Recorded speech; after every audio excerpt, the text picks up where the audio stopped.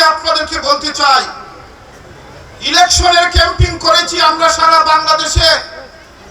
মাননীয় প্রধানমন্ত্রী তারেক রহমানের নেতৃত্বে এবং আমাদের ক্যাম্পিং এর কার্ড ইস্যু ছিল, আমরা ফ্যামিলি কার্ড দেব। অনেকে অনেক কথা বলেছেন, কিন্তু বাংলাদেশের ইতিহাসে নির্বাচনী অনেক অঙ্গীকার বছরের পর বছর গড়িয়ে যায়, কিন্তু অঙ্গীকার পূরণ হয় নাই। আমাদের প্রধানমন্ত্রী তারেক রহমান, মাননীয় প্রধানমন্ত্রী, 12ই ফেব্রুয়ারি নির্বাচন, আজকে 12ই মার্চ নয়, আজকে 10ই মার্চ, এক মাসের মধ্যে প্রথম অঙ্গীকার পূরণ করেছেন।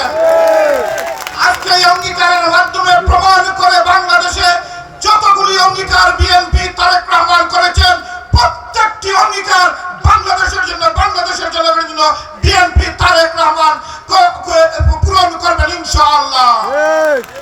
সময় অত্যন্ত স্বল্প। আজকের প্রধান অতিথি মাননীয় মন্ত্রী মহোদয়ের সিলেটে 3টার সময় মিটিং। আমাদের অনেক কথা আছে মাননীয় মন্ত্রী মহোদয়ের কাছে, কিন্তু সময় স্বল্পতার জন্য বলবো না। শুধু এতটুকু বলবো, আজকে উনি বাই রুটে সিলেট হয়ে জগন্নাথপুর হয়ে দিল্লি এসেছেন। উনি দেখেছেন এই রাস্তাঘাটের অবস্থা।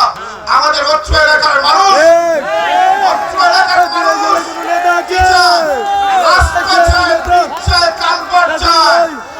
আপনি এই বৃহত্তর সিলেট ডিস্ট্রিক্টের অভিভাবক, আপনার মাধ্যমে এই বৃহত্তর সিলেট ডিস্ট্রিক্ট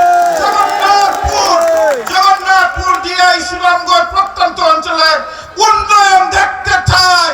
আপনার মাধ্যমে মাননীয় মন্ত্রী মহোদয় তারেক রহমানের নেতৃত্বে সুনামগঞ্জ, জগন্নাথপুর, শান্তিগঞ্জ, দিনাইয়ের উন্নয়ন আপনার মাধ্যমে মাননীয় মন্ত্রী দেখতে চায়।